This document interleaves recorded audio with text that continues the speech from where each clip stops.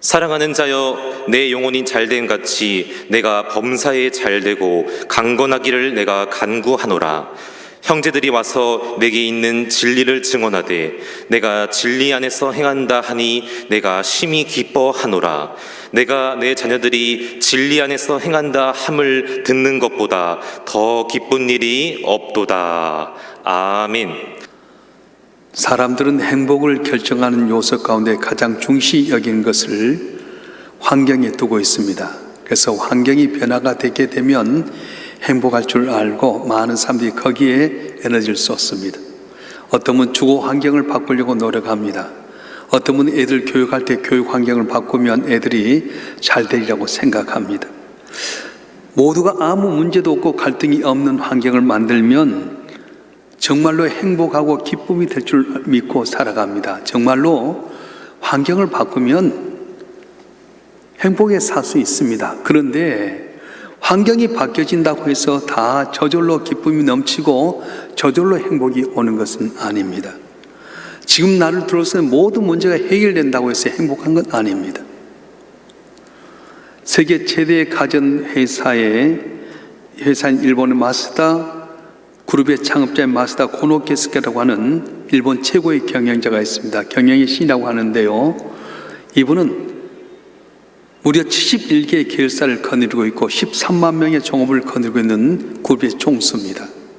어느 날 니혼 게이자의 신문의 기자가 이 고노스케 회장을 만나서 질문합니다. 회장님 어떻게 해서 이렇게 회사를 71개 계열사를 가지고 있고 13만 명의 종업을 이끄는 총수가 되었습니까? 그랬더니 이분이 하신 말씀이, 전 남들보다 3가지가 모자라기 때문에 그렇습니다. 전 너무 가난했습니다. 제가 너무 육신이 연약했습니다. 저는 학교도 제대로 나오지 못한 부족한 사람이었습니다. 이 말을 듣는 기자가 갸우뚱하니까 회장님 다시 이렇게 이야기하는 거예요. 하나님 제게 3가지 은혜를 주셨는데 제가 너무 가난했기 때문에 어렸을 때부터 신문팔이하고 우유 배달하면서 세상을 알았습니다. 내가 너무 연약했기 때문에 나는 건강에 대해서 관심 갖고 노력했고, 그래서 이 나이 든 시간까지도 건강하게 됐습니다. 나는 초등학교도 졸업하지 못했기 때문에 누구를 만나는지 스스로 생각하고 그리고 그들에게 배우려고 노력했습니다. 그랬더니 하나님께 내게 이런 복을 주셨습니다. 그렇게 고백을 했습니다. 환경이 행복하게 해준 것이 아니라 어려운 환경 가운데 자기 마음과 생각을 지켰더니 71개 계열사를 이끌어가고 13만 명의 종업원을 거느리는 그룹 총수가 됐다는 것입니다. 기쁨도 마찬가지입니다. 좋은 환경에서만 기쁨을 누릴 수 있는 것은 아닙니다. 진정한 기쁨은 환경을 초월합니다. 진정한 기쁨은 문제가 없어진 데서 오는 것이 아닙니다. 인생 끊임없이 많은 문제가 밀려오고 있는데 우리 나쁜 환경 가운데서도 기뻐할 수 있는 비결을 배워야 되겠고요, 많이 부딪히는 상처 주는 사람들 가운데서도 그 담을 넘을 수 있는 비결을 배워야 됩니다. 여러분 한번 물어보겠습니다. 혹시 하나님 때문에 속상해 하신 분이 계십니까? 나는 하나님 믿으면 하나님 때문에 나는 속상한 분 있으면 손 한번 들어주세요. 그런 분 전혀 없어요. 우린 사람 때문에 부딪히고 환경 때문에 부딪힙니다. 교회는 사람들이 모이잖아요. 그래서 우리는 교회 나오면 사람 때문에 시험 들 때가 참 많아요. 김 집사는 김 빠진 이야기하고요, 이 집사는 이해하지 못할 말만 하고 이간질하게 되고요, 오 집사는 오해하고 박 집사는 바가지 긁게 되고 소 집사는 소음만 내게 되고 황 집사는 황당한 소리하고 노 집사는 성질만 내게 되고 고 집사는 고자질하고, 이게 바로 교회예요. 우리 사람을 만나면 넘어서야 됩니다. 환경은 좋았다 나빴다 계속 반복하게 됩니다. 그런데 여러분, 내가 당한 고난, 내가 당한 시험이 최후의 날이 아닌 걸 깨닫고 끝까지 가봐야 되지 않겠어요? 하나님 나를 위해서 좋은 걸 예비한다 믿음 갖고 살아가게 되게 되면 참 어려운 것이 나중에 지나면 참 추억거리고 간증거리더라고요. 여러분 생각해 보세요. 여러분 간증이 언제 됩니까? 최고 어려울 때 아닙니까? 우리 한번 이렇게 인사했으면 좋겠어요. 악수하면서 좌우에 있는 사람에게 집사님 힘내세요, 추억거리 만드는 중입니다, 간증거리 만드는 중입니다, 이렇게 인사했으면 좋겠어요. 좌우로 한번 해봅시다. 집사님 반갑습니다, 힘내세요, 간증거리 만드는 중입니다, 추억거리 만드는 중입니다. 우리는 어색해갖고 아직도 못해요. 코로나 팬데믹 때문에 경제가 어렵습니다. 우크라이나 러시아의 전쟁 때문에 금리가 올라가고 세계가 다 어렵습니다. 근데 이것이 끝이 아니에요. 이걸 통해서 하나님께서는 우리 추억거리 삼게 되고 간직거리 삼게 만드시다고 말씀하고 있는 것입니다. 그래서 하나님은 우리 환경을 바꾸어 주신 것보다도 마음과 생각을 바꾸어 주신 겁니다. 우리가 환경이 바뀌어도 참다운 행복을 누리지 못한 걸 알고 계시기 때문에 행복하게 사는 자의 지혜, 또 기쁘게 사는 환경이, 기쁘게 사는 능력이 환경이 아니라 다른 데 있는 걸 알기 때문에 하나님은 환경을 바꿔준 것이 아니라 마음을 바꿔주시고 생각을 바꿔주신다는 거예요. 인류 역사상 가장 좋은 환경에 산 사람이 누굴까요? 아담과 하와였습니다. 하나님께 만드신 에덴 동산 살 때 아담과 하와가 정말 행복했을까요? 정말 만족했을까요? 그런데 그들은 사탄의 유혹에 의해서 범죄하게 됩니다. 하나님까지 되고자 하다가 불순종하게 돼서 결국은 신랑으로 쫓겨납니다. 가장 좋은 환경에 살았음에도 불구하고 그들은 만족하지 못했어요. 그런데 가장 나쁜 환경 속에 있음에도 불구하고 행복한 사람이 있습니다. 억울한 누명 쓰고 감옥에 갇혔음에도 불구하고 기쁨에 견디지 못한 사람인데 누구냐면 바로 사도 바울입니다. 억울하게 고발당해서 죄 없는 몸으로 감옥에 갇혔지만은 내일을 알지 못한 불투명한 삶을 살고 있지만 사도 바울은 기뻐했다는 거예요. 그래서 빌립보 교회에 편지를 쓰게 됐는데 바로 빌립보서의 주제가 뭐냐? 바로 기쁨입니다. 빌립보서 내용은 기쁨의 내용이 참 많아요. 우리 한번 읽어볼까요? 빌립보서 1장 18절 말씀 한번 읽어보겠습니다. 빌립보서 1장 18절 시작. 그러면 무엇이냐? 겉지로 하나 참으로 하나 무슨 방도를 하든지 전파되는 건 그리스도니 이로써 나는 기뻐하고 또한 기뻐하리라. 아멘. 감옥에 갇혀 있습니다. 모함을 받아 감옥에 갇혀 내일 알지 못합니다. 밖에서 같이 믿는다고 하지만 바울을 시기 질투하면서 예수의 복음을 전하는데 이 소리를 듣고 보니까 이로써 나는 기뻐하고 기뻐한다 그렇게 말씀하는 거예요. 그 기쁨의 비밀이 무엇일까요?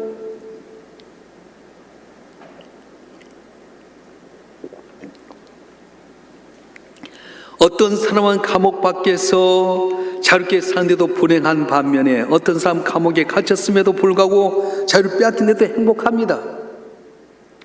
어떤 사람은 아무런 억울한 일 없는데도 기뻐하지 아니한 반면에 어떤 사람은 억울한 누명쓰고 살벌한 감옥에 갇혀 있는데도 불구하고 기쁨을 주체하지 못합니다. 왜일까요? 그 마음 때문이라는 거예요. 여러분 왜 실망하고 근심합니까? 환경만 바라보기 때문에 그렇습니다. 손에 가시가 찔리게 되면 온통 신경이 거기에 쏟아 있는 것처럼 내가 질병 때문에 물질 때문에 자녀 때문에 어려움 당하게 되면 모든 시선이 거기에 집중되어서 하나님께 내게 주신 그 귀한 축복을 잃어버리고 없는 것 어려운 것 때문에 낙심하고 절망하고 슬픔 가운데 있을 때가 많다는 거예요. 근데 사도 바울은 감옥에 있으면 감옥만 바라보지 않습니다. 자기 어려운 점만 바라보지 않습니다. 감옥 밖에서 같은 신앙을 갖고 있는 사람들이 자기를 모함하고 또한 오히려 복음을 전하는 데 있어서 사도 바울은 그들을 바라본 것이 아니라 오히려 주님 바라보면서 기뻐하고 있다고 말씀하는 거예요. 어떻게요? 사도 바울의 기쁨의 비밀을 품은 열쇠가 바로 빌립보서 1장 13절에 있는데 한번 읽어보겠습니다. 빌립보서 1장 13절 시작. 이러므로 나의 맴이 그리스도 안에서 모든 시대 안과 그 밖에 모든 삶에 나타났으니. 아멘. 맴이라고 하는 감옥의 갇힘을 말하게 되는데 감옥에 있지만은 그리스도 안에 있다고 생각하니까 기쁨이 있는 거예요. 바울 감옥이라는 아주 어렵고 불편한 환경이 처했지만 그리스도 안에 있는 행복을 바라보면서 기뻐했다고 말씀하는 겁니다. 사실 모든 사람이 불리한 환경, 어려운 환경, 고통스러운 환경에 처할 수 있습니다. 그런 환경 가운데 대부분의 사람들은 자기 주인적으로 생각합니다. 그러다 보니까 낙심하고 절망하고 괴로워합니다. 심지어 고귀한 신앙까지 버려버린 분이 계십니다. 그런데 어려운 환경 가운데 있지만 그리스도만 바라보다 보니까 기쁨이 밀려오게 되는 겁니다. 전능하신 하나님이 그 아들 예수를 이 땅에 보내주시고 그로 말미암아 복받게 하시는 것을 믿기 때문에 지금 비록 내 환경이 어렵고 힘들지라도 그리스도를 바라보니까 남 모르는 기쁨과 감격이 내게 밀려오더라는 거예요. 여러분 어떻습니까? 물질로 곤란 당했습니까? 질병 때문에 어렵습니까? 믿었던 자녀들이 내 마음을 속상해하고 남편이나 아내가 우리 가운데 갈등이 있습니까? 그것만 바라면 어렵지만은 그래도 내가 제약 가운데 아들 예수를 십자가에 못 박혀 내주신 그 하나님의 사랑을 바라보면 남 모르는 기쁨이, 감격이, 행복이 오게 된다고 말씀하셨어요. 할렐루야. 이스라엘 백성들 광야 생활을 한번 보십시다. 430년 동안 애굽 땅에서 종노를 하도 어려운 가운데 있고 아들 낳으면 홍해 빠뜨려 죽여야 되는데 모세를 통해서 10가지 재앙을 하게 되고 출애굽하게 됩니다. 홍해 바다를 마른 땅같이 지나게 되고 자기를 쫓아왔던 애굽의 기병이 물에 수장이 되었습니다. 미리암의 노래, 모세의 노래 다 백성이 찬양했습니다. 그런데 사흘길을 가는데 물이 없습니다. 물 찾았는데 쓴물입니다. 그래서 그는 원망하고 불평합니다. 모세에게 대항하게 됩니다. 출애굽기 15장 24절 한번 볼까요? 출애굽기 15장 24절에 보게 되면 시작. 백성이 모세에게 원망하여 이르되 우리가 무엇을 마실까 하며. 왜 원망합니까? 오늘의 현실만 바라봤기 때문에 그렇습니다. 모든 것 준비하고 기다린 그 하나님, 나를 훈련하신 하나님을 보지 못했기 때문에 오늘의 현상 때문에 힘들어하고 낙심하는 거예요. 지금 하나님의 아름다운 계획과 완벽한 축복의 땅으로 이끌려고 하는 그 과정을 잊고 있기 때문에 원망하고 불평하게 된다는 것입니다. 그리고 결정적으로 가나안 땅 앞에서 이게 결과가 달라진데 가데스 바네아라는 곳까지 오게 됐어요. 12명의 정탐꾼이 가서 가나안 땅을 보고 정탐하고 오게 됩니다. 그런데 10명의 정탐꾼은 지금까지 하나님께 놀란 은혜와 기적으로 지키시고 인도하셨는데 그걸 바라보지 못하고 가나안의 안악자손만 보고 철병것만 보고 와서 결국 불평하고 원망하고 애굽으로 돌아가자고 합니다. 그들은 환경 때문에 그들의 마음이 근심합니다. 욕구 불만의 포로가 되었습니다. 좌절하고 비판합니다. 그러나 환경 바라보기보다는 환경 주신 하나님 바라보면서 대하는 여호수아 갈렙은 어떤 태도를 갖게 됩니까? 민수기 14장 8절과 9절에 보게 되면 약속의 땅 가나안 땅을 바라보면서 그들은 젖과 꿀이 흐른 땅이다. 하나님 우리에게 주신 땅이다. 그는 우리의 밥이다. 그렇게 고백했습니다. 여기서 극명하게 갈라진 겁니다. 보이지 않는 가운데 지키시고 도우시고 훈련하시고 약속의 땅을 주신 하나님 바라보지 않고 훈련하는 가정 속에 있는 고난 때문에 불평하고 원망했던 그들은 20세 이상이 광야에 다 죽고 말았는데 약속의 말씀 바라보고 가나안 땅을 볼 때 그는 젖과 꿀이 흐른 땅이다. 하나님 우리 함께 하면 우리는 그 땅을 정복한다. 우리 밥이라고 고백했던 사람들은 최고의 권력자, 최고의 부자로 가나안 땅에 입성하게 됐다고 하는 것입니다. 오늘 읽은 말씀은 성도들이 상당히 좋아하는 성구입니다. 여러분 식당에 가서 보면 가끔 벽에다가 이 성구가 있어요. 내 영혼이 잘된까지 내가 범사에 잘되고 강건하기를 구하노라. 또 잘 써있는 구절이 욥기 8장 7절. 내 시작은 미약했지만 내 나중에 힘이 장대하리라. 왜 이런 글이 써져 있습니까? 잘되길 원한다는 거잖아요. 사람들은 모든 것이 다 잘되길 원하는 마음 갖고 있습니다. 장사하는 사람 장사가 잘되길 원하고요. 공부하는 학생의 시험을 잘 쳐서 자기가 원하는 대학에 가길 원하고요. 또한 사업하는 분은 자기 사업이 잘되길 다 원합니다. 그런데 우리 현실을 바라보니까 잘됐다는 말을 듣기보다는 안 됐다는 말을 들을 때가 많습니다. 요즘 잘 된다는 사람보다 안 된다는 사람이 더 많습니다. 왜 그럴까요? 안 되는 이유가 뭘까요? 여러 가지 이유가 있겠지만 신앙적인 면에 찾아보면 그 이유가 분명히 드러나게 되는데 오늘 본문의 말씀에 보게 되면 네가 잘 되려면 네 영혼이 먼저 잘 돼야 된다고 말씀하셨어요. 내 영혼이 잘된 같이 우리 영혼이 잘 돼야지 육의 문제가 잘 된 눈은 거꾸로 가고 있습니다. 육의 문제, 환경의 문제만 해결하려다 보니까 영혼은 점차 피폐해지고 말았습니다. 건강한 육체는 감기가 와도 겉돈 없습니다. 근데 허약한 육체가 있으면 바람만 불어도 오는 감기 나가는 감기 다 걸리게 되고요. 내 속사람이 약하게 되면 세상의 유혹과 탐심과 거짓의 바람이 온데도 다 흔들려 버립니다. 이렇게 영혼이 건강하지 못하게 될 때 뭐든지 잘 될 리가 없습니다. 설사 잘 된 것처럼 보여도 잠시 잠깐일 뿐이지 곧 쉽게 무너지고 맙니다. 뭐든지 잘 되려면 어떻게 해야 됩니까? 영혼이 잘 돼야 됩니다. 육체는 눈으로 볼 수 있지만 영혼은 마음의 눈으로만 보이게 됩니다. 내 육체는 다른 사람이 볼 수 있지만 내 영혼은 하나님만 보십니다. 다른 사람 앞에 잘 보려고 외모를 관리하지만은 하나님 앞에 잘 보려고 속사람을 잘 가꾸려고 하는 사람 별로 없습니다. 이것이 바로 문제입니다. 오늘 본문의 말씀에 보게 되면 네가 잘 되길 원한다면 네 영혼이 잘 돼야 된다고 말씀하셔요. 하나님께 세상을 창조하실 때 사람을 당신의 형상대로 만드셨습니다. 당신의 형상대로 만들었다고 하는 것은 뭐냐면 하나님과 교제할 수 있는 영적인 존재로 만드셨는데 사람은 육과 영혼을 가지고 있어요. 근데 그 영혼이 바로 하나님과 만나는 장소라는 것입니다. 육체는 하나님을 맞이할 수 없습니다. 그래서 혈과 육으로는 한 나라를 이어받을 수 없다고 말씀하셨습니다. 그래서 우리가 뭔가 영혼을 가지고 있지만은 영혼은 보지 않는 부분이기 때문에 모든 사람이 소홀히 할 때가 너무 많다는 거예요. 그러나 보이지 않는 부분 영혼이 강건하고 잘 돼야 육체도 잘 따르게 되고 귀하게 되게 됩니다. 제 친구 목사님 아들이 있는데요, 키가 1m 85요 헬스 트레이너입니다. 김종국이라고 하는 그 개그맨이라고 합니까? 탤런트라고 합니까? 그분하고 같이 사진 찍었는데 몸이 얼마나 좋은지 몰라요. 근데 물어보니까 자연이 된 건 아니에요. 고등학교 때부터 시작해서 계속 먹을 거 먹지 않고요, 닭가슴만 먹게 되고요, 다 이게 몸 관리를 해서 얼마나 이 몸 관리하는데 애쓴지 몰라요. 사실 호흡이 끊어지면 당일로 흐르고 돌아갈 이 육체를 위해서 얼마나 노력합니까?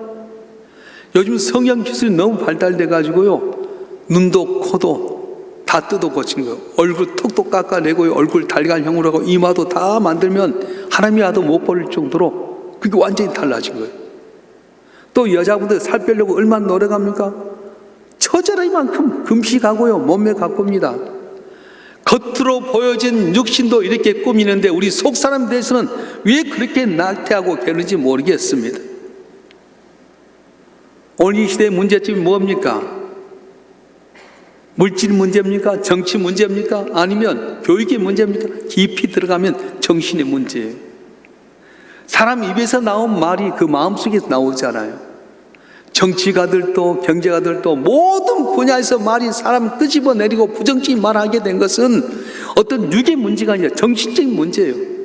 국민 한 사람 한 사람이 영적으로 건강하게 되면 나라도 잘 살게 될 텐데 정신적으로 어렵다 보니까 서로 간에 끄집어내리고 서로 반목질시하다 보니까 경제도 어렵고 모든 것이 어려지고 말았습니다. 사랑하는 성도 여러분, 어떻게 해야 우리 살기 좋게 되고 행복하고 기쁨이 충만할 수 있습니까?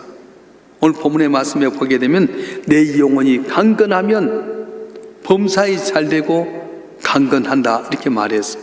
그러면 우리가 내 속사람이 건강되려면 어떻게 해야 됩니까?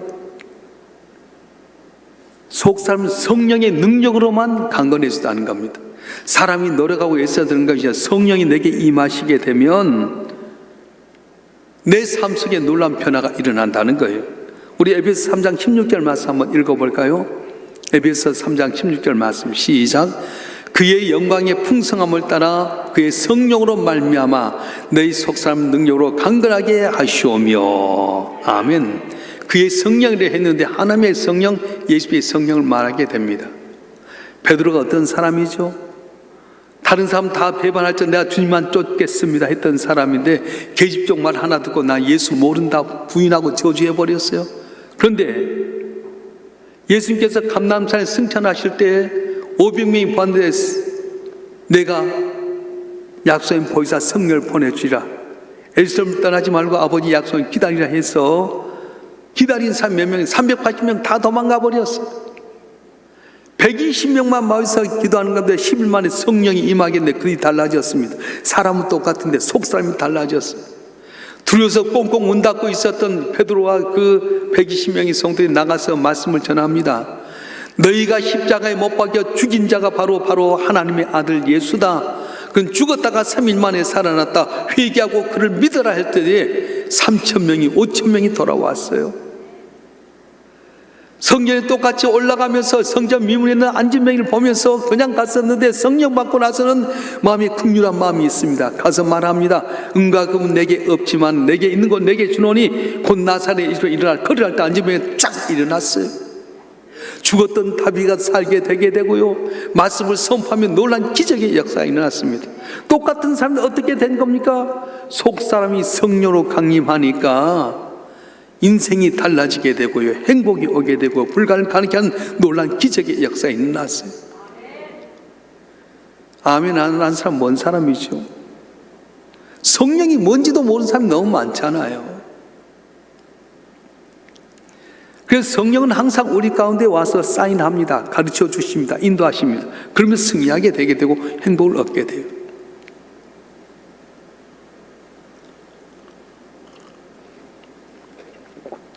여러분 야구를 많이 보시죠? 야구를 보게 되면 타자가 나가서 그냥 치는 것이 아니라 감독하고 사인을 하고 갑니다. 다시 말하면 그냥 치는 것이 아니라 감독을 보고 가요. 그래서 1루에 먼저 나가 있으면 번트를 대서 2루로 가고 3루로 가고 마지막에 잘 친 4번 타자가 장타를 치거나 홈런을 쳐서 점수를 돌게 해야 될 텐데, 번트를 대란 신용을 어떻게 하는지 아세요?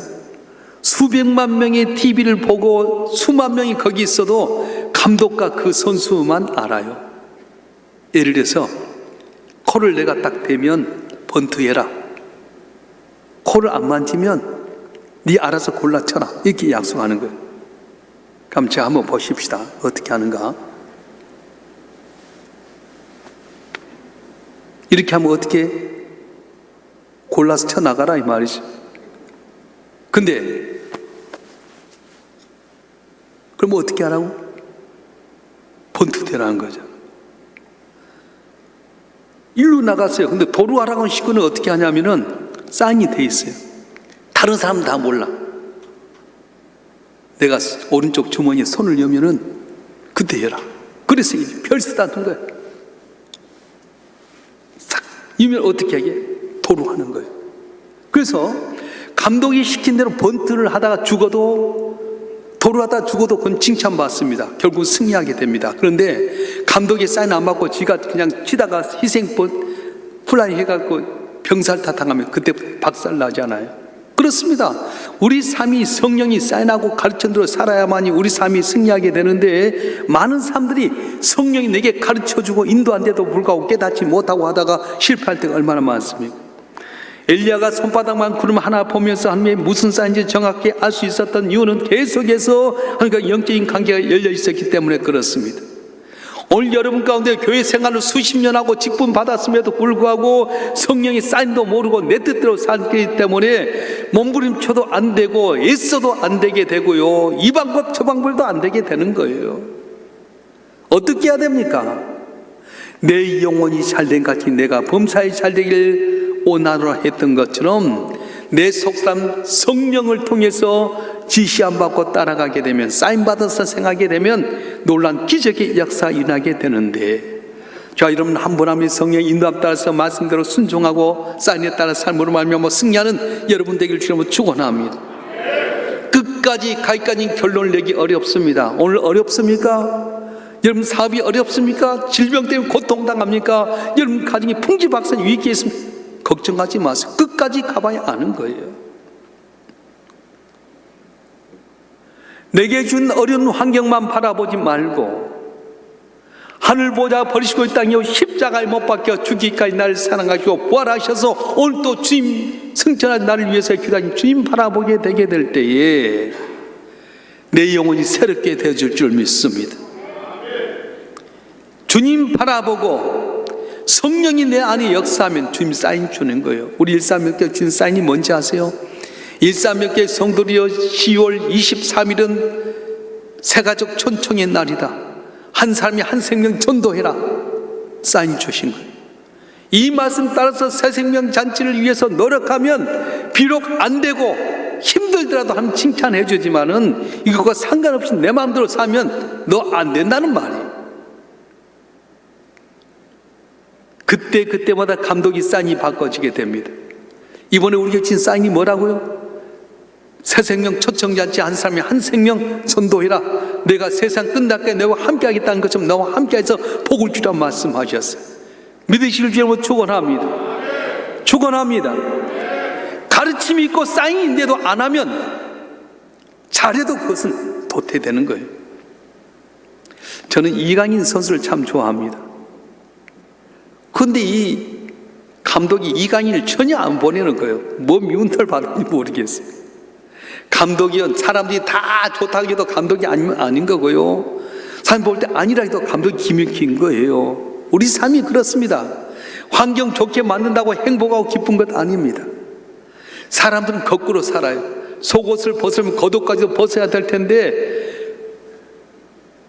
겉옷도 안 벗고 속옷 벗으려니까 다 어려움 당하잖아요. 우리가 잘 되면 어떻게 해야 됩니까? 환경을 바꿔서 된 것 아닙니다. 육정의 조건 만족해서 된 것 아닙니다. 내 영혼이 잘된 같이 내가 범사에 잘되길 원한다고 하는 말씀처럼 내가 성령으로 내 속사람이 강건해지게 되고 성령의 인도하심 따라서 사인에 따라 행하게 되게 되면 나도 모사의 놀라운 평안과 기쁨이 넘친다고 했는데 이번 새생명 축제를 통해서 우리 모두가 하나님의 기쁨 되길 원하는 사인에 맞춰서 한 사람이 한 생명 작정하고 전도함으로 말미암아서 여러분 길이 열려지고 담을 넘고 승리하는 복된 삶이 되어지기를 주님의 이름으로 축원합니다. 축원합니다. 기도하겠습니다.